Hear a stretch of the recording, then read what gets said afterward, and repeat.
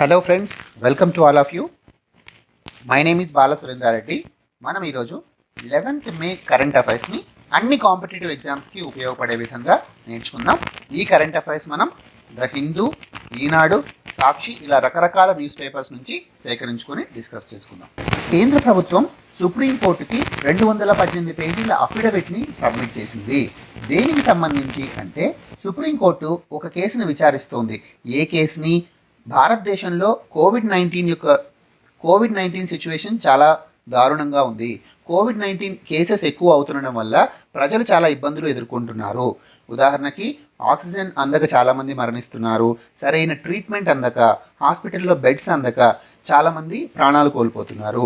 ఇలాంటి పరిస్థితుల్లో కేంద్ర ప్రభుత్వం యొక్క చర్యలు కట్టుదిట్టంగా ఉండట్లేదు, తగినంత చర్యలు తీసుకోవట్లేదు అన్న ఉద్దేశంతో సుప్రీంకోర్టు ఈ కేసుని సుమోటోగా విచారణ జరుపుతుంది. సుమోటో కాగ్నిజెన్స్ అంటే ఎవరు కేసు వేయకుండానే సుప్రీంకోర్టు తనంతట తానే విచారణకు తీసుకుందనమాట. సో దీనికి సంబంధించి కేంద్ర ప్రభుత్వానికి రకరకాల ప్రశ్నలు సంధించడం కానీ, రకరకాల ఆర్డర్స్ పాస్ చేయడం కానీ జరుగుతోంది గత ఒక 2 నెలలుగా. దీనికి సంబంధించి కేంద్ర ప్రభుత్వం 200 పేజీల అఫిడవిట్ని సుప్రీంకోర్టుకి ఫైల్ చేసింది. అందులో రకరకాల పాయింట్స్ మెన్షన్ చేసింది. వాటిని మనం ఈరోజు డిస్కస్ చేసుకుందాం. Different prices for centre and states and among states. ముఖ్యంగా వెస్ట్ బెంగాల్ గవర్నమెంట్ సుప్రీంకోర్టులో ఏమని కంప్లైంట్ చేసింది అంటే, సెంట్రల్ గవర్నమెంట్కి ఏమో వ్యాక్సిన్స్ 150 రూపీస్కి ఇస్తున్నారు, మిగతా స్టేట్స్కి ఏమో 300, 600, 1200 ఇలా రకరకాల రేట్స్కి ఇస్తున్నారు. ఇది సరైన పద్ధతి కాదు. వ్యాక్సిన్స్ సెంటర్కి, స్టేట్స్కి అండ్ స్టేట్స్ మధ్యలో కూడా అన్ని స్టేట్స్కి కూడా ఒకే ఒక ధరకు ఇవ్వాలి అని వెస్ట్ బెంగాల్ గవర్నమెంట్ సుప్రీంకోర్టులో ఆరోపించింది. దీనికి సంబంధించి సెంటర్ క్లారిఫికేషన్ ఇచ్చింది. ఈ క్లారిఫికేషన్ ఇచ్చే ముందు సుప్రీంకోర్టుకు సెంటర్ ఏం చెప్పింది అంటే, కేంద్ర ప్రభుత్వం తీసుకునేటువంటి కోవిడ్ పాలసీలో, కోవిడ్ విధానంలో సుప్రీంకోర్టు జోక్యం చేసుకోకూడదు. ఎందుకంటే సెంటర్ డిసైడ్ చేసినటువంటి కోవిడ్ పాలసీ చాలామంది ఎక్స్పర్ట్స్ని కన్సల్ట్ చేసి, హెల్త్ ఎక్స్పర్ట్స్ని కన్సల్ట్ చేసి నిపుణుల సలహా మేరకు మాత్రమే మేము రూపొందించాము. ఇందులో న్యాయ వ్యవస్థలు, న్యాయస్థానాలు జోక్యం చేసుకోకూడదు. అసలు జోక్యం చేసుకోవాల్సిన అవకాశం కూడా ఉండదు. ఎందుకంటే న్యాయస్థానాలకు ఈ ఫీల్డ్లో, హెల్త్ ఫీల్డ్లో సరైనటువంటి అవగాహన ఉండదు. కాబట్టి మేము నిపుణుల సలహా తీసుకున్నాం కాబట్టి మీరు ఇన్వాల్వ్ అవ్వకూడదు అని చెప్పింది. చెబుతూ ఈ డిఫరెంట్ ప్రైసెస్కి కారణం ఏంటని చెప్పింది అంటే, సెంటరు ముందు స్టార్ట్ చేసినప్పుడు అంటే ఇప్పుడు 3rd ఫేజ్ ఆఫ్ వ్యాక్సినేషన్ జరుగుతోంది. 3వ ఫేజ్ టీకాలు ఇవ్వడం జరుగుతోంది అందరికీ. కానీ సెంటర్ ఫస్ట్ ఫేజ్లో స్టార్ట్ చేసినప్పుడు దేశం మొత్తం లాంచ్ చేసింది. కాబట్టి మాకు వ్యాక్సిన్స్ తయారు చేసే కంపెనీల దగ్గర నుంచి తక్కువ ప్రైస్కే వచ్చాయి. Ours was a largest program కాబట్టే మాకు తక్కువ ప్రైస్కి వచ్చాయి. ఇప్పుడు స్టేట్స్ లేదా ప్రైవేట్ హాస్పిటల్స్ వీళ్ళు రీటైల్గా కొంటున్నారు కాబట్టి వాళ్ళకు ప్రైస్ డిఫరెన్సెస్ ఉంటున్నాయి.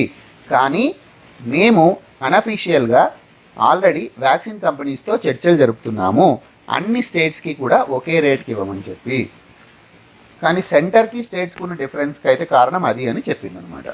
ఇంకొక ఆరోపణ, రాష్ట్రాలకు ఇచ్చేటువంటి వ్యాక్సినేషన్ డోసులు కూడా కొన్ని రాష్ట్రాలకు అంటే బీజేపీ పాలించే రాష్ట్రాలకు ఎక్కువ ఇవ్వడము, మిగతా రాష్ట్రాలకు తక్కువ ఇవ్వడము ఇలా జరుగుతోందని ఒక ఆరోపణ ఉంది.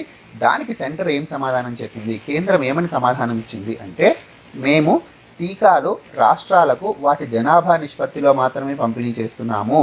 3rd ఫేజ్లో 18 to 44 ఇయర్స్ ఏజ్ వాళ్ళకి మేము 3rd ఫేజ్లో ఇప్పుడు లాంచ్ చేసినప్పుడు 50% టీకాలు, సగం టీకాలు కేంద్రం దగ్గరే ఉంచుకుంటుంది, మిగతా సగం టీకాలు రాష్ట్రాలకు మరియు ప్రైవేట్ హాస్పిటల్కి సప్లై చేస్తుంది. మరి ఈ టీకాలు ఏ నిష్పత్తిలో పంపిణీ చేస్తోంది అంటే ఆయా రాష్ట్రాల జనాభా నిష్పత్తిలో పంపిణీ చేస్తుంది.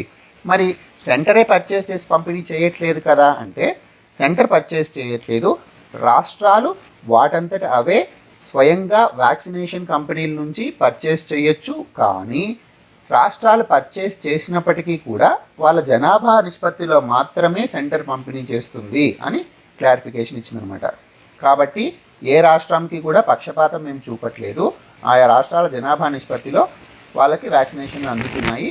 బట్ పర్చేస్ చేసేది, కొనేది మాత్రం రాష్ట్రాలు డైరెక్ట్గా కొనొచ్చు అని చెప్పింది. సుప్రీంకోర్టు ఇంకొక ఆరోపణ లేదా ఇంకొక ఆర్డర్ ఏం పాస్ చేసిందంటే, మీరు కంపల్సరీ లైసెన్సింగ్ ఎందుకు ఇవ్వట్లేదు?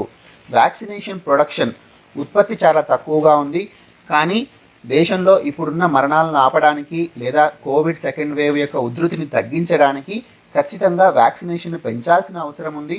మరి ఇలాంటి సిచ్యువేషన్లో వ్యాక్సిన్ ప్రొడక్షన్ ఇండియాలో తక్కువ ఉంది కదా, మరి మీరెందుకు కంపల్సరీ లైసెన్సింగ్ ఇవ్వట్లేదు?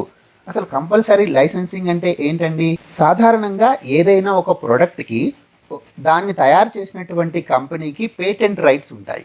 ఈ పేటెంట్ రైట్స్ ఉండడం వల్ల అది మాత్రమే తయారు చేయాలని దానికి హక్కులు ఉంటాయి. సపోజ్ ఉదాహరణకు ఒక 20 ఏళ్ళు అలా దానికి హక్కులు ఉంటాయి. కానీ గవర్నమెంట్ కనుక ఆ ప్రోడక్టు అత్యవసరమైన వస్తువు లేదా ఆ కంపెనీ అనుకున్నంత మేర ఉత్పత్తి చేయట్లేదు అని భావిస్తే అలాంటి సందర్భంలో కంపల్సరీ లైసెన్సింగ్ అంటే వేరే కంపెనీస్ కూడా ఆ ప్రోడక్ట్ని లేదా ఆ మెడిసిన్ని ప్రొడ్యూస్ చేయడానికి పర్మిషన్ ఇస్తుంది. దాన్నే కంపల్సరీ లైసెన్సింగ్ అంటారు. అర్థమైంది కదండి? ఏదైనా ఒక కంపెనీ ఒక ప్రోడక్ట్ని డెవలప్ చేసినప్పుడు దానికి ఉన్న పేటెంట్ రైట్స్ ప్రకారము కొంత డ్యూరేషన్ దానికి హక్కులు ఉంటాయి, అది మాత్రమే ప్రొడ్యూస్ చేయడానికి. కానీ ఆ డ్యూరేషన్లో దేశానికి అవసరమైనంత స్టాక్ అది ప్రొడ్యూస్ చేయలేకపోయినా లేక అధిక ధరలు పెట్టినా, సో ఇలాంటి సిచ్యువేషన్లో లేదా ఏదైనా హెల్త్ ఎమర్జెన్సీ అని గవర్నమెంట్ భావించినా అలాంటప్పుడు ప్రభుత్వాలు వేరే కంపెనీస్కి కూడా ఆ ప్రోడక్ట్ని ప్రొడ్యూస్ చేసే లేదా మ్యానుఫ్యాక్చర్ చేసేటువంటి లైసెన్సింగ్ ఇవ్వచ్చు. దాన్నే కంపల్సరీ లైసెన్సింగ్ అంటారు. మరి వ్యాక్సిన్స్ ప్రొడ్యూస్ చేయడానికి మీరు ఎందుకు కంపల్సరీ లైసెన్సింగ్ ఇవ్వట్లేదు అని సుప్రీంకోర్టు క్వశ్చన్ చేసింది. అప్పుడు సెంటర్ ఏం చెప్పింది అంటే ఇలాంటి కంపల్సరీ లైసెన్సింగ్ ఇప్పుడు ఇవ్వాల్సిన అవసరం లేదు. ఎందుకు అంటే ఇప్పుడు ఏవైతే వ్యాక్సిన్స్ ప్రొడ్యూస్ చేశాయో కంపెనీస్, వాటికి మేము అసలు ఇన్వెస్ట్మెంట్ పెట్టింది లేదు. అంటే సెంటర్ తరపు నుంచి గవర్నమెంట్ తరపు నుంచి వాటికి ఏమి ఇన్వెస్ట్మెంట్స్ ఇచ్చింది లేదు. వాళ్ళంతట వాళ్ళే సొంతంగా తయారు చేసుకున్నారు, వాళ్ళ రిస్క్ మేరకు తయారు చేసుకున్నారు. అంతేకాకుండా ఇలాంటి కంపల్సరీ లైసెన్సెస్ ఇవ్వకుండా సరళీకృత విధానం అంటే లిబరలైజేషన్ పాలసీ ఫాలో అవ్వడం వల్ల చాలా ఫారిన్ కంపెనీస్ కూడా, అంటే చాలా ఫారిన్ క్యాండిడేట్స్ ఉన్నాయి, అంటే రకరకాల వ్యాక్సిన్ క్యాండిడేట్స్ ఉన్నాయి. ఇప్పుడు స్పుత్నిక్ వీని మన దేశంలో అప్రూవ్ చేసింది DCGI. అదేవిధంగా రకరకాల వ్యాక్సిన్ క్యాండిడేట్స్ని ఆల్రెడీ ప్రొడ్యూస్ అయిన వాటిని భారతదేశంలోకి ఆహ్వానించాలి అంటే మన దేశంలో పాలసీ సరళీకృత విధానం ఉండాలి, లిబరలైజేషన్ పాలసీ ఉండాలి. అంతేగాని కంపల్సరీ లైసెన్సింగ్ ఉండడం వల్ల మనకే నష్టం చేకూరుతుంది. ఇప్పుడున్నటువంటి సమస్య కంపల్సరీ లైసెన్సింగ్ కాదు. వ్యాక్సిన్లు ఎందుకు ప్రొడ్యూస్ అవ్వట్లేదు అంటే మనకు కావాల్సినటువంటి రా మెటీరియల్, ముడి సరుకులు అండ్ కావాల్సినటువంటి ఇన్పుట్స్ అందుబాటులో లేకపోవడం అనేది ప్రధానమైనటువంటి సమస్య అని సుప్రీంకోర్టుకు గవర్నమెంట్ విన్నవించిందనమాట. సో ఇక్కడ కూడా మీరు చూడొచ్చు, టీకాల కోసం మేము ఎలాంటి గ్రాంట్లు ఇవ్వలేదు, వాళ్ళ రిస్క్తో వాళ్ళే తయారు చేశారు. ఇప్పుడు మన ఇండియాలో తయారు చేసినవి ఏవేవండి? Covaxin, Covishield. So Covaxin, Covishield వీళ్ళిద్దరూ కూడా వాళ్ళ రిస్క్తో తయారు చేశారు. కోవిషీల్డ్ అనేది ఒక private company, Serum Institute of India అనే ప్రైవేట్ కంపెనీ ప్రొడ్యూస్ చేస్తోంది. బట్ ఈ కోవిషీల్డ్ని డెవలప్ చేసింది లేదా కనిపెట్టింది ఎవరు అంటే ఆక్స్ఫర్డ్ ఆస్ట్రాజెనికా వాళ్ళు డెవలప్ చేశారు. Serum Institute of India Pune మన దేశం కోసం మ్యానుఫ్యాక్చర్ చేస్తుంది. ఇక్కడ కోవాక్సిన్ ఇది డెవలప్ చేసింది Bharat Biotech with association of ICMR and National Institute of Virology Pune. Very important. Covaxin develop చేసింది Bharat Biotech Hyderabad with association of ICMR and National Institute of Virology NIV Pune. So కేవలం మేము కోవాక్సిన్ డెవలప్ చేయడానికి ICMRతో కలిసి PPP విధానంతో, అంటే ప్రభుత్వ ప్రైవేటు భాగస్వామ్యంతో PPP విధానంతో ICMRతో కలిసి భారత్ బయోటెక్ ICMR కలిసి కోవాక్సిన్ ప్రొడ్యూస్ చేశాయి. ఇంత మేరకు మాత్రమే మా పాత్ర ఉంది. అంతేగాని మేము ఎటువంటి గ్రాంట్స్ ఫ్రీగా వాళ్ళకు ఇవ్వలేదు. కాకపోతే ట్రయల్స్ కోసం, క్లినికల్ ట్రయల్స్ కోసం కొంత అమౌంట్ ఇవ్వడం జరిగింది. అది ఇద్దరికి ఇచ్చాము. అంటే కోవాక్సిన్ ప్రొడక్షన్ చేసేటువంటి ప్రాసెస్కి అండ్ కోవిషీల్డ్ ప్రొడ్యూస్ చేసే సీరం ఇండియా ఇన్స్టిట్యూట్ రెండింటికి కూడా క్లినికల్ ట్రయల్స్కి సంబంధించినటువంటి గ్రాంట్స్ మాత్రమే మేము ఇచ్చాము. అంతేగాని ప్రొడక్షన్కి సంబంధించి మేము ఎటువంటి గ్రాంట్స్ ఇవ్వలేదు అని చెప్పింది. ICMR అండ్ భారత్ బయోటెక్ ప్రభుత్వ ప్రైవేటు విధానం PPP విధానంలో డెవలప్ చేస్తుంది కాబట్టి ICMRకి 5% రాయల్టీ లభిస్తుంది అని కూడా సుప్రీంకోర్టుకు సబ్మిట్ చేసింది. సో ఇది ఇంపార్టెంట్. ICMR, భారత్ బయోటెక్ కలిసి డెవలప్ చేస్తున్నాయి. కాబట్టి ఐసీఎంఆర్కి భారత్ బయోటెక్ 5% రాయల్టీ ఇస్తుంది. దాని అమ్మకాలు ఏవైతే ఉన్నాయో ఆ అమ్మకాల యొక్క నికర ధరల్లో నెట్ వాల్యూలో 5% రాయల్టీని ఐసీఎంఆర్కి భారత్ బయోటెక్ ఇస్తుంది. ఇంకొక ఇంపార్టెంట్ సబ్మిషన్ ఏం చేసింది అంటే ఇంటింటికి టీకాలు ఇవ్వడం కుదరదు. ఇంటింటికి టీకాలు ఇవ్వడం ఎందుకు కుదరదు అంటే హెల్త్ అఫీషియల్స్ ఎవరైతే టీకాలు ఇస్తుంటారో, వ్యాక్సినేషన్ వేస్తుంటారో వాళ్ళు ఒక ఇంట్లోకి వెళ్ళిన తర్వాత ఒకరికి వ్యాక్సిన్ ఇచ్చిన తర్వాత వాళ్ళని 30 minutes అబ్జర్వేషన్లో ఉంచాలి. ఒకే ఇంట్లో 30 నిమిషాలు అబ్జర్వేషన్లో ఉంచడం పాసిబుల్ కాదు. హెల్త్ అఫీషియల్స్ వెయిట్ చేస్తూ ఉంటే మిగతా వాళ్ళకు వ్యాక్సినేషన్ ఇవ్వడం డిలే అవుతుంది. ఇది ఒక పాయింట్. అంతేకాకుండా ఇప్పుడు టీకాల కొరత ఉంది కాబట్టి ఇంటింటికి ఇవ్వడం జరిగితే ఎవరికి పడితే వాళ్ళకు ఇవ్వాల్సి వస్తుంది. అందుకే మేము కోవిన్ యాప్ ద్వారా ఎవరైతే రిజిస్టర్ చేసుకున్నారో వాళ్ళకు మాత్రమే ఇస్తున్నాము. ఇంకొకటి విషయం ఏంటంటే ఒక వయల్ అంటుంది. ఒక బాక్స్ను ఓపెన్ చేసిన తర్వాత దాన్ని 4 గంటల లోపు అందులో ఉన్నటువంటి వ్యాక్సినేషన్ని అందరికీ ఇవ్వాలి. అంటే దాదాపు ఒక 10 మందికి వస్తుంది. అది దాన్ని 4 గంటల లోపు ఇవ్వాలి. ఒకవేళ ఈ డిలే జరిగితే వ్యాక్సినేషన్ వేస్ట్ అవుతుంది. దీన్నే వ్యాక్సిన్ వేస్టేజ్ అంటారు. సో ఈ వ్యాక్సిన్ వేస్టేజ్ని ఆపాలి అంటే ఇంటింటికి టీకాలు ఇవ్వడం కుదరదు. ఇలా ఇస్తే వ్యాక్సిన్ వేస్ట్ అవుతుంది. అంతేకాకుండా అనర్హులు కూడా వేసుకుంటారు. అందుకే మేము కోవిన్ యాప్లో ఎవరైతే రిజిస్టర్ చేసుకున్నారో వాళ్ళకి మాత్రమే ఇప్పుడు టీకాలు ఇస్తున్నామని చెప్పింది. సో నెక్స్ట్ న్యూస్ ఐటమ్, బారసిటినిబ్ ఉత్పత్తికి 3 కంపెనీలతో ఒప్పందం చేసుకుంది. సో సన్ఫార్మా, సిప్లా, లుపిన్ ఈ 3 కంపెనీలు ఇండియాలో వాలంటరీ లైసెన్స్ పొందాయి. ఎలీ లిల్లీ ఈ ఎలీ లిల్లీ మ్యానుఫ్యాక్చర్ చేసింది బారసిటినిబ్ అనేటువంటి మెడిసిన్ని. ఈ ఎలీ లిల్లీ అనేది ఒక అమెరికన్ ఫార్మసీ కంపెనీ. ఈ కంపెనీ దగ్గర నుంచి వాలంటరీ లైసెన్స్ సన్ఫార్మా, సిప్లా, లుపిన్ ఈ 3 కంపెనీలకు వచ్చింది. అంతేకాకుండా ఎలీ లిల్లీ వాళ్ళు ఏం చెప్పారు అంటే మేము ఇండియాలో ఇతర కంపెనీస్తో కూడా చర్చలు జరుపుతున్నాము, వాళ్ళకు కూడా వాలంటరీ లైసెన్స్ ఇస్తాము.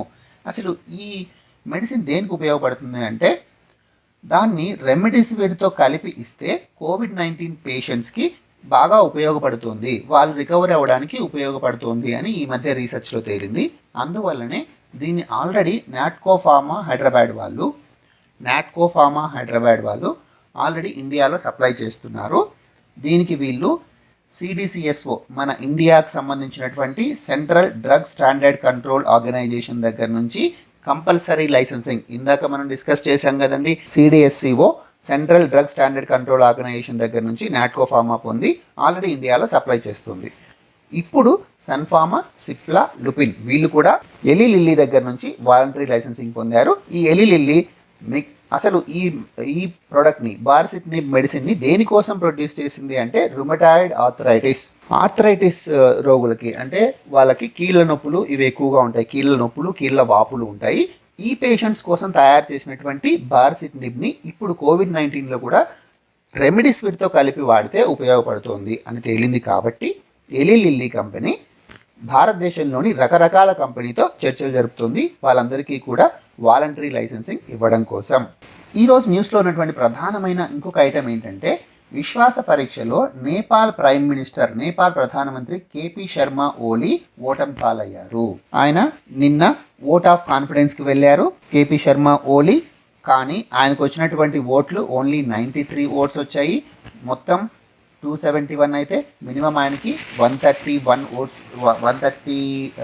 ఓట్స్ రావాలి, కానీ ఓన్లీ 93 వచ్చాయి. ఆయనకు వ్యతిరేకంగా 124 వచ్చాయి. అందులో 28 మంది అబ్స్టెయిన్ ఫ్రమ్ ఓటింగ్, గైర్హాజరయ్యారు. They abstain from voting. అసలు ఏం జరిగింది అంటే గత సంవత్సరం నుంచి కూడా KP శర్మ ఓలీ మీద తమ సొంత పార్టీ వ్యక్తులే నిరసన వ్యక్తం చేస్తూ ఉన్నారు. డిసెంబర్ 2020లో KP శర్మ ఓలీ పార్లమెంట్ని డిజాల్వ్ కూడా చేశాడు. డిజాల్వ్ చేసి దాన్ని ప్రెసిడెంట్ విద్యాదేవి భండారి ఈమె కూడా అప్రూవ్ చేసింది. KP శర్మ ఓలీ డిసెంబర్ 2020లో పార్లమెంట్ని డిజాల్వ్ చేశాడు, ప్రెసిడెంట్ విద్యాదేవి భండారి కూడా అప్రూవ్ చేసింది. కానీ సుప్రీంకోర్టు మళ్ళీ రీఇన్స్టేట్ చేసింది.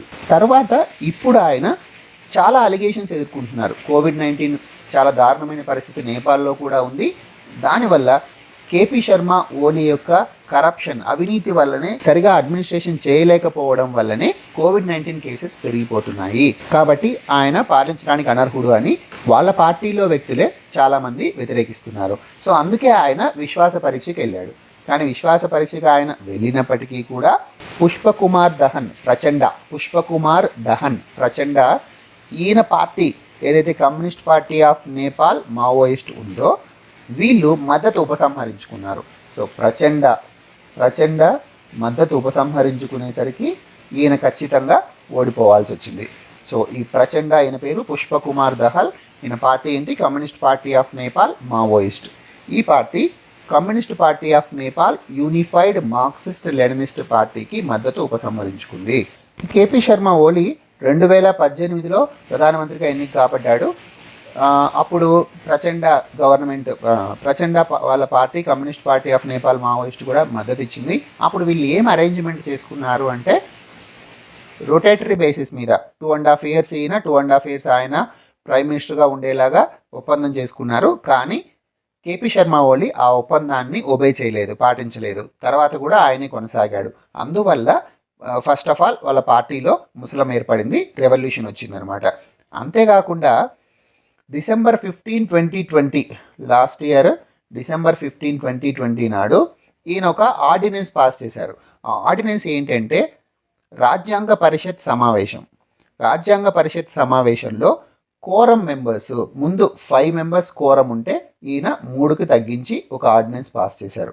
అసలు ఏంటి ఈ రాజ్యాంగ పరిషత్ అంటే దాన్ని కాన్స్టిట్యూషనల్ కౌన్సిల్ అంటారు. ఈ కాన్స్టిట్యూషనల్ కౌన్సిల్ లేక రాజ్యాంగ పరిషత్ అనేది ముఖ్యమైనటువంటి అపాయింట్మెంట్స్, రాజ్యాంగ పదవులకు కానీ లేదా జ్యుడిషియరీ పోస్టులకు కానీ, అంతేకాకుండా ఫారిన్ అఫైర్స్కి సంబంధించి విదేశాలకు సంబంధించినటువంటి విదేశాంగ మంత్రిత్వ శాఖకు సంబంధించినటువంటి పదవులు కానీ, ఇలాంటి ముఖ్యమైన అపాయింట్మెంట్లకు సంబంధించిన వాటికి నిర్ణయాలు తీసుకుంటుంది. సో ఈ నిర్ణయాలు తీసుకోవడానికి కేపీ శర్మ ఓలీకి చాలా అడ్డంకులు ఎదురవుతున్నాయి, చాలామంది గైర్హాజరవుతున్నారు. అందువల్ల ఆయన ఏం చేశాడు అంటే కోరం మెంబర్స్ 5 members ఉండాల్సిన అవసరం లేదు, 3 ఉంటే సరిపోతుంది. యాక్చువల్గా ఈ రాజ్యాంగ పరిషత్ లేదా కాన్స్టిట్యూషనల్ కౌన్సిల్కి ప్రధానమంత్రే హెడ్గా ఉంటాడు. Chief justice of Nepal, speaker, deputy speaker, ఇలా రకరకాల మంది మెంబర్స్గా ఉంటారు. సో వాళ్ళు 5 members రావాల్సిన అవసరం లేదు, 3 ఉన్నా కూడా నిర్ణయాలు తీసుకోవచ్చు అని ఆర్డినెన్స్ పాస్ చేస్తే విత్ ఇన్ 1 hourలోనే విద్యాదేవి భండారి ప్రెసిడెంట్ దాన్ని అప్రూవ్ చేసేసింది. ఇది ముఖ్యంగా టర్నింగ్ పాయింట్ అనమాట. అంటే ఈ ఆర్డినెన్స్ని బేస్ చేసుకొని చాలామందికి కోపం వచ్చింది. వాళ్ళ పార్టీలోనే ఇలాంటి చర్యలు ఏకీకృతంగా ఆయన నిర్ణయాలు తీసుకోవడం కరెక్ట్ కాదు, ప్రజాస్వామ్యబద్ధంగా ఏమైనా ఉండాలి అని చెప్పి వాళ్ళు రెవల్యూషన్ తీసుకొచ్చారనమాట. సో ఇది నేపాల్లో ఉన్నటువంటి పొలిటికల్ క్రైసిస్, రాజకీయ సంక్షోభం. అయితే ఇండియాకి నేపాల్కి ఉన్నటువంటి రిలేషన్స్ దృష్ట్యా దీన్ని ఒకసారి ఆలోచిద్దాం. సో భారతదేశానికి నేపాల్కి ఎప్పటి నుంచో చేడింది, మనకు మంచి సంబంధాలు ఇంతకు మునుపు ఉండేవి, కానీ రాను ఆ సంబంధాలు దెబ్బతింటూ వస్తున్నాయి. 2015లో నేపాల్ కాన్స్టిట్యూషన్ డ్రాఫ్ట్ చేసినప్పటి నుంచి, అంతకుముందు 1996లో నేపాల్ తమ మొనార్కీ నుంచి ప్రజాస్వామ్యానికి షిఫ్ట్ అయినప్పటి నుంచి కూడా భారతదేశానికి నేపాల్కి మధ్య సంబంధాలు బార్డర్ డిస్ప్యూట్స్ కావచ్చు, లేక భారతదేశం నేపాల్ యొక్క అంతర్గత వ్యవహారాల్లో జోక్యం చేసుకుంటోందని వాళ్ళు ఆరోపించడం కావచ్చు, ఇలా రకరకాలుగా కూడా భారతదేశానికి నేపాల్కి మధ్య సంబంధాలు దెబ్బతింటూ వస్తున్నాయి. లేటెస్ట్గా ఉన్నటువంటి ఇండియా నేపాల్ ఇష్యూ ఏంటి అంటే border issue. India Jammu Kashmir, Ladakh 2 union territories విడిపోయిన తర్వాత ఒక మ్యాప్ రిలీజ్ చేసింది. కానీ ఆ మ్యాప్కి నేపాల్ అబ్జెక్ట్ చేసింది. ఎందుకు అబ్జెక్ట్ చేసింది అంటే ముఖ్యంగా 3 areas, Limpiyadhura, Kalapani and Lipulekh pass.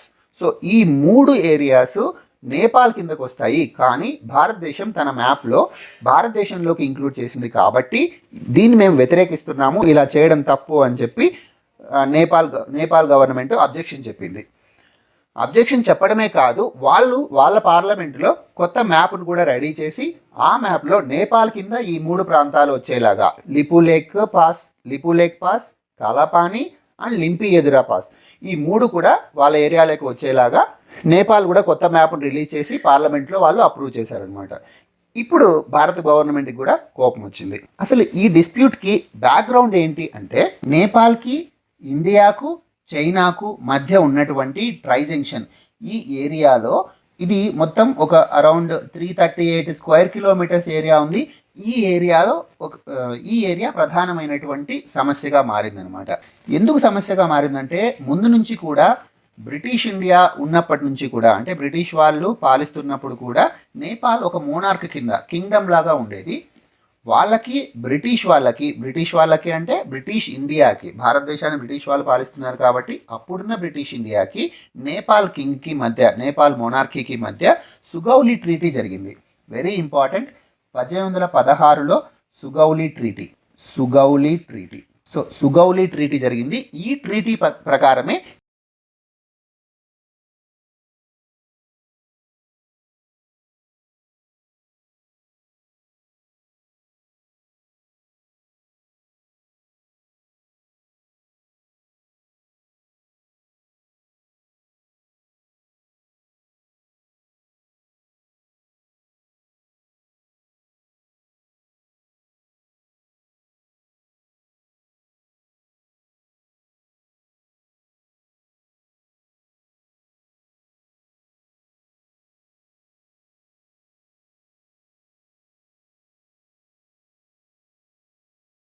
ఉంటాయి, అదొక సమస్య.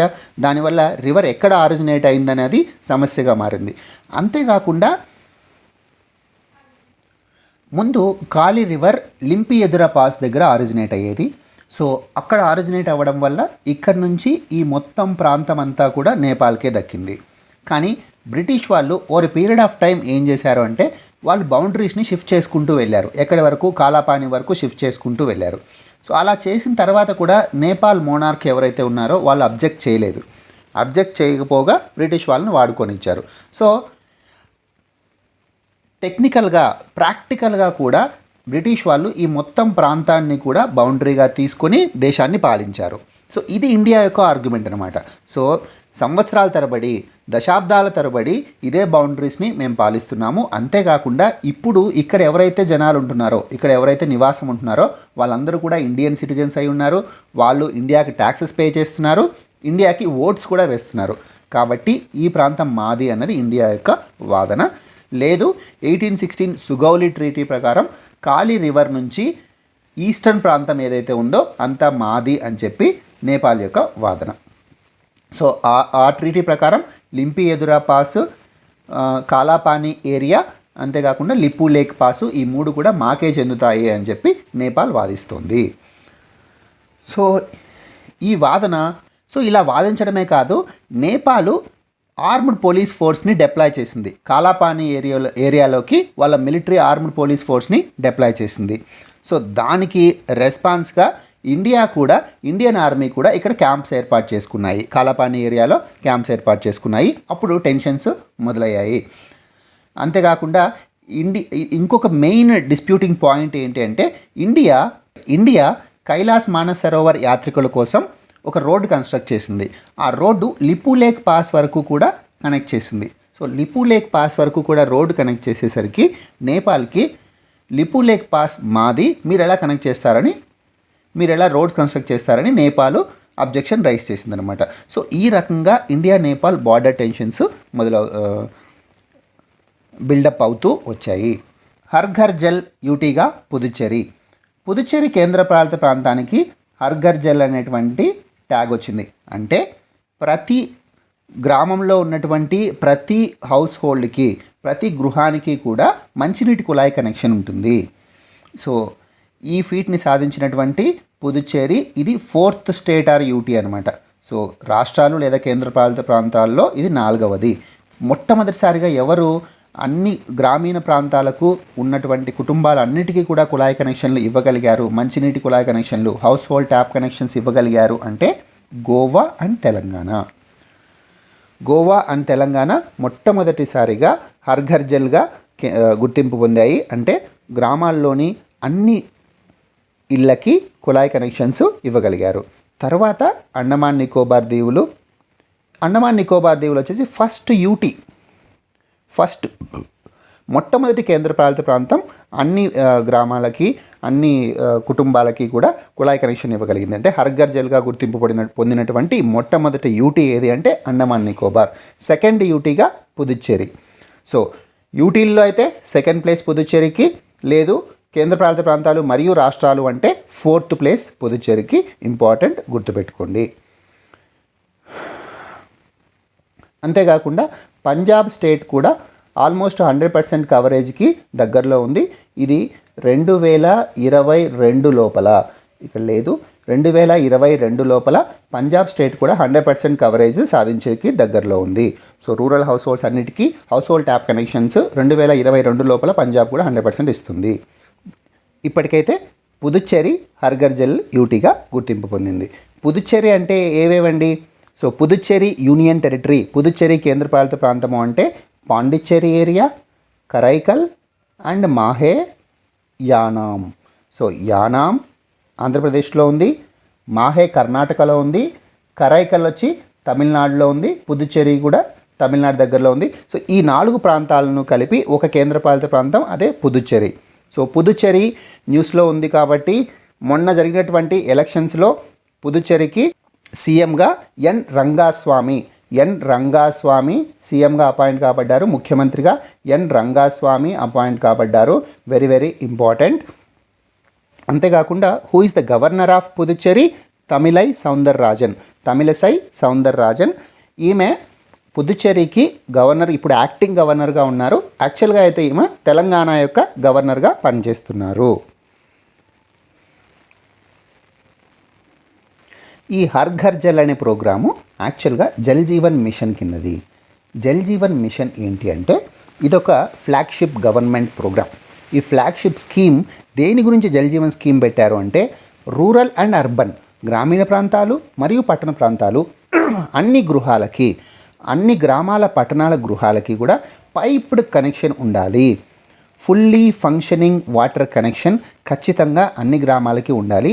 దీన్ని ఎప్పటి లోపల అచీవ్ చేయాలి, సాధించాలి అంటే 2024 లోపల సాధించాలి అన్నది మెయిన్ ఆబ్జెక్టివ్, ప్రధాన లక్ష్యంగా పెట్టుకున్నటువంటి స్కీమే జల్ జీవన్ మిషన్ అన్నమాట. సో 2024 లోపు అన్ని గ్రామాలు మరియు పట్టణాల యొక్క గృహాలకు పైపులతో కూడిన మంచినీటి సదుపాయం ఉండాలి. మంచినీటి సదుపాయం, అది తాగునీరు కూడా అయి ఉండాలి అన్నది జల్ జీవన్ మిషన్ యొక్క ప్రధాన లక్ష్యం. అంతేకాకుండా ఈ టార్గెట్ ఏంటంటే ప్రతి రోజుకు ఒక్కొక్క వ్యక్తికి 55 లీటర్ల మంచినీరు అందించాలి అన్నది లక్ష్యం అన్నమాట. ఇది ఎలాగ అందిస్తారు? ఇలా అందరికీ మంచినీరు అందించాలంటే ఏ విధంగా అందించాలని ప్లాన్ చేసింది జల్ జీవన్ మిషన్లో అంటే వాన నీరు వృధాగా పోకుండా హార్వెస్ట్ చేయడం, అంతేకాకుండా భూగర్భ జలాల పెంపునకు పాటుపడడం, మెయిన్ ఏంటంటే reuse of house hold waste water. గృహాల్లో మనం పాత్రలు కడగడం కానీ లేదా వాష్రూమ్లో స్నానం చేయడం కానీ ఇలా రకరకాల పనులకు వాటరు, ఒకసారి వాడిన వాటరు చాలా మటుకు వేస్ట్ అవుతుంది. ఆ గృహాల నుంచి బయటకు వచ్చే వేస్ట్ వాటర్ని రీయూజ్ చేయాలి, తిరిగి వాడుకొని దాన్ని వ్యవసాయానికి వాడుకుంటే నీటిని అదుపు చేసిన వాళ్ళం అవుతాము, నీటిని సేవ్ చేసిన వాళ్ళం అవుతాము అన్న ఉద్దేశంతో రీయూజ్ ఆఫ్ వేస్ట్ వాటర్ని కూడా ప్రధానమైనటువంటి భాగంగా జల్ జీవన్ మిషన్లో పెట్టుకున్నారన్నమాట. సో వీటన్నిటి ద్వారా నీటిని పొదుపు చేసి ఆ నీటిని పైప్డ్ ట్యాప్ కనెక్షన్స్ ద్వారా అన్ని గ్రామాల్లోని, అన్ని పట్టణాల్లోని అందరికీ అందించాలన్నది జల్ జీవన్ మిషన్ యొక్క లక్ష్యం. మరి ఇలా అందించడం వల్ల ఏంటి లాభాలు అంటే ప్రతి ఇంటికి మంచినీటి సరఫరా, తాగునీటి సరఫరా వస్తుంది. దీనివల్ల రోగాలు రాకుండా ఉంటాయి. ఇప్పుడు మంచినీటి సరఫరా సరిగా లేదనుకుంటే వాళ్ళు ఎక్కడెక్కడో నీళ్లు తెచ్చుకుంటారు, ఆ నీళ్లు శుభ్రమైనవో కాదో తెలీదు. సో స్వచ్ఛమైన తాగునీరు అందుబాటులో లేకుంటే రకరకాల నీటి ద్వారా సంక్రమించేటువంటి వాటర్ బాండ్ డిసీజెస్ వస్తాయి. కాబట్టి సో దీనివల్ల ఈ డిసీజెస్ని కంట్రోల్ చేయొచ్చు. అంతేకాకుండా వాటర్ వేస్టేజ్ని కూడా అరికట్టచ్చు. ఇప్పుడు బయట ఎక్కడో మోటార్ దగ్గర లేదా పైపుల దగ్గర నీళ్ళు ఎక్కడో దుంకుతుంటే అందరూ వెళ్ళి తెచ్చుకుంటున్నారు అనుకోండి, చాలా వాటర్ని వేస్ట్ చేస్తారు. ట్రాన్స్పోర్టేషన్లో కూడా చాలా వాటర్ని వేస్ట్ చేస్తారు. సో ఈ వాటర్ వేస్టేజ్ని అరికట్టడం కూడా సాధ్యపడుతుంది. ఇప్పుడు మనం జనరల్గా ఆలోచించినా కూడా విమెన్ ఎంపవర్మెంట్కి కూడా జల్ జీవన్ మిషన్ ఉపయోగపడుతుంది. ఆడవాళ్ళు చాలా దూరం నీళ్లు తెచ్చుకోవడానికి బిందెలతో నడిచి వస్తూ ఉంటారు. దీనివల్ల వాళ్ళ సమయం వృధా అవడమే కాదు, వాళ్ళ ఆరోగ్యం కూడా దెబ్బతింటుంది. సో దీన్ని నివారించాలి అంటే జల్ జీవన్ మిషన్ చాలా ముఖ్యమైన పాత్ర వహిస్తుంది. 3 naval ships bring medical supplies from Singapore, West Asia.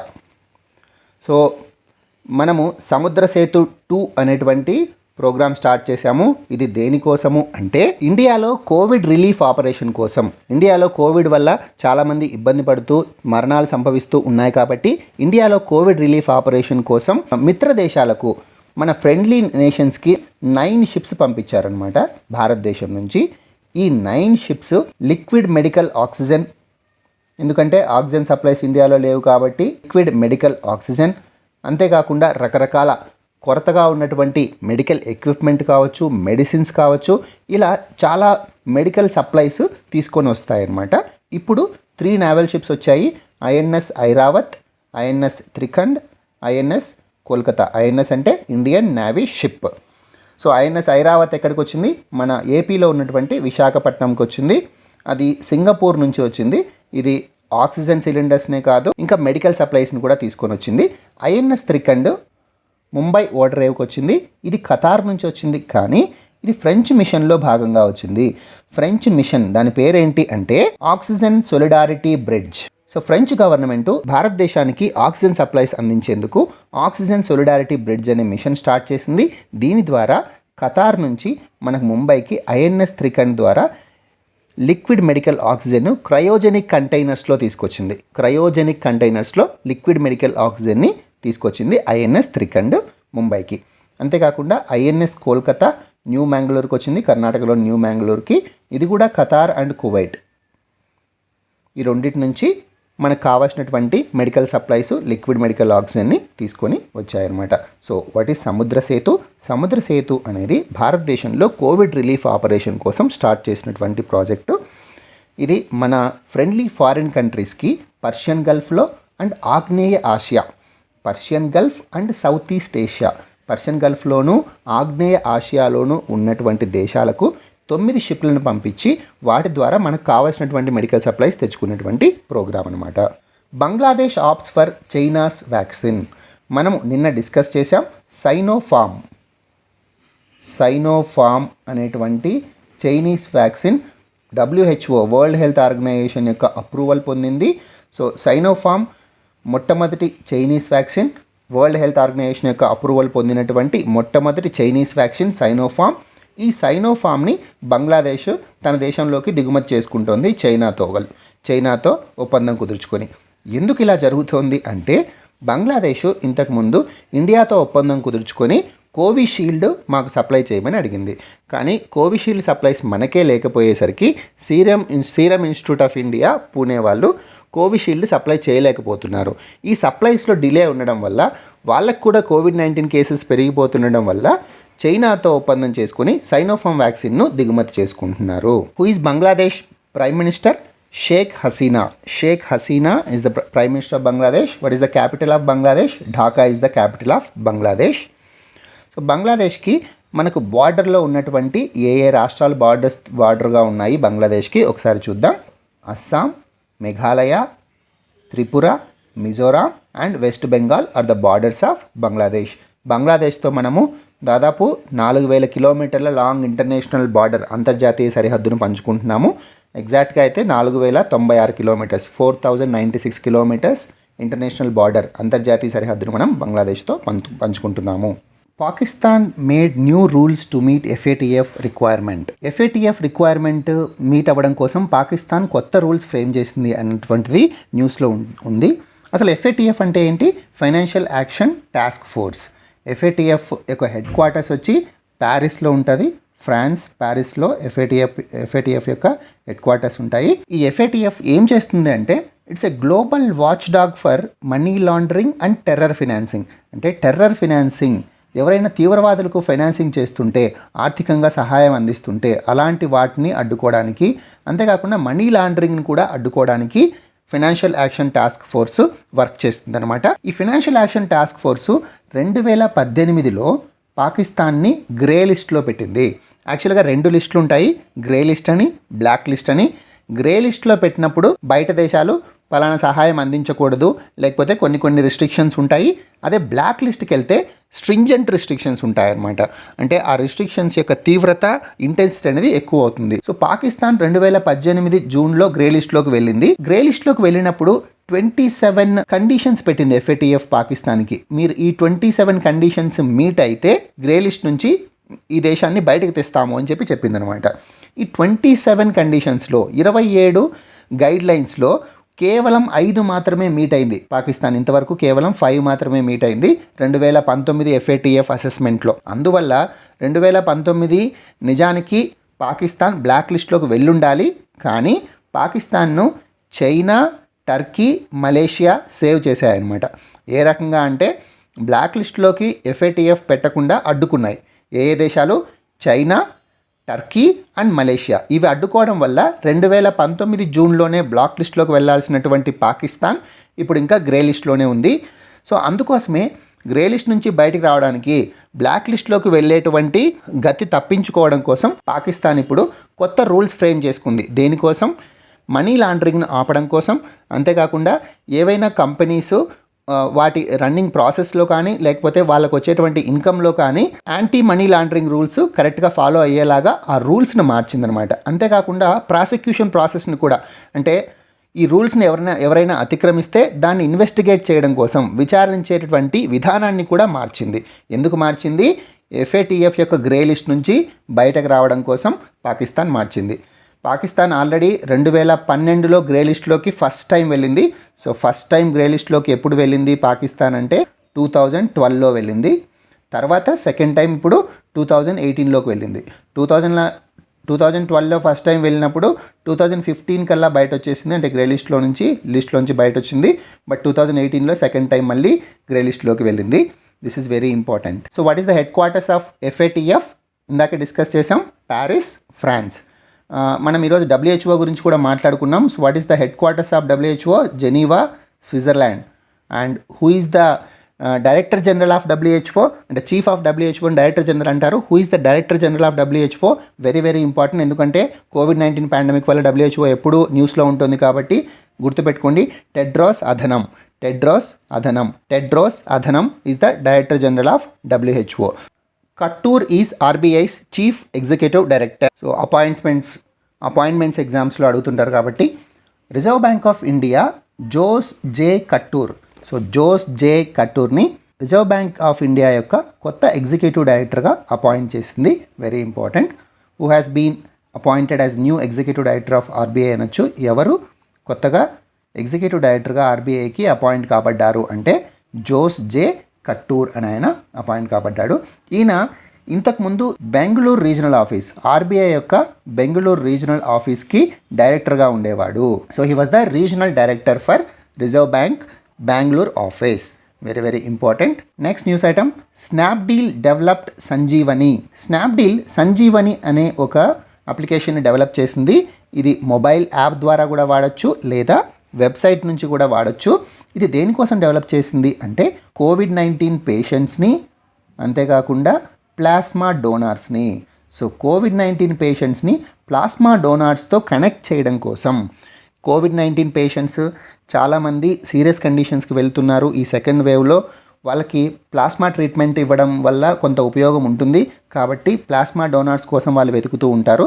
So ఈ COVID-19 పేషెంట్స్ని, ప్లాస్మా డోనార్స్ని కనెక్ట్ చేయడం కోసం సంజీవని అనేటువంటి ఒక యాప్ని స్నాప్డీల్ డెవలప్ చేసిందనమాట. సో ఈ వేదికగా మీకు అందరికీ నేను రిక్వెస్ట్ చేయడం పర్సనల్గా ఏంటంటే, మీరు ఒకవేళ COVID-19 వచ్చి తగ్గిపోయి ఉంటే కనుక మీరు కూడా మీకు సంబంధించినటువంటి బ్లడ్ గ్రూప్ వాళ్ళు ఎవరికైనా అవసరం ఉంటే ప్లాస్మా దయచేసి డొనేట్ చేయండి. సో ఇప్పుడు ఈ కామర్స్ స్నాప్డీల్ వాళ్ళు సంజీవని యాప్ ద్వారా ఎలా రిజిస్టర్ చేసుకోవచ్చు అంటే, ప్లాస్మా డోనర్స్ కావచ్చు, పేషెంట్స్ కావచ్చు, మొబైల్ నంబర్స్, ఈమెయిల్ ఐడి ద్వారా రిజిస్టర్ చేసుకోవచ్చు.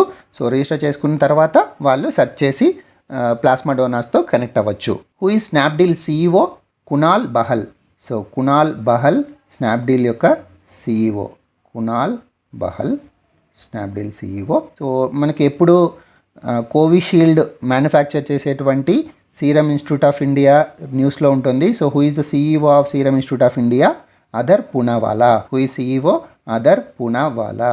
Very important, Adar Poonawalla. So this is very important, గుర్తుపెట్టుకోండి. స్నాప్డీల్ CEO వచ్చి Kunal Bahl, Serum Institute of India SII CEO వచ్చి Adar Poonawalla. Babar and Healy voted ICC players of the month. So ICC అంటే International Cricket Council. International Cricket Council April మంత్కి players of the మంత్ని select చేసింది. అందులో మెన్స్లో player of the మంత్గా Babar Azam. So who is Babar Azam? He is the skipper of Pakistan cricket team. ఇతను Pakistan cricket టీమ్కి కెప్టెన్గా ఉన్నాడు. So Babar Azam is the player of the month in men's teams for the month of April. Women's టీంలో Alyssa Healy. ఈమె Australian women's టీంలో wicket కీపర్గా cum బ్యాట్స్మెన్గా కూడా ఆడుతుంది. So she is the wicket keeper cum batsmen of Australian women's team. Australia యొక్క మహిళల టీంలో ఈమె వికెట్ కీపరు మరియు బ్యాట్స్మెన్గా కూడా ఆడుతోంది. So Alyssa Healy and Babar Azam వద్ద players of the month April. ICC అంటే International Cricket council. And what is the head quarters of ICC? Dubai. So Dubai is the head quarters of ICC. Dubai is in United Arab Emirates. And who is the chairman of ICC? Greg Barclay. Very important. Chairman of ICC Greg Barclay. So ICC యొక్క అధ్యక్షుడు ఎవరు? Greg Barclay. And who is the CEO of ICC? Manu Sahani is the CEO of ICC. Greg Barclay is the chairman of ICC. Headquarters of ICC is Dubai, United Arab Emirates. So that's it for today. ఈ current affairs మీకు నచ్చినట్లయితే వీడియోని like చేయండి, మా ఛానల్కి subscribe చేయండి, అంతేకాకుండా మీ ఫ్రెండ్స్తో షేర్ చేసుకోండి. Thank you so much.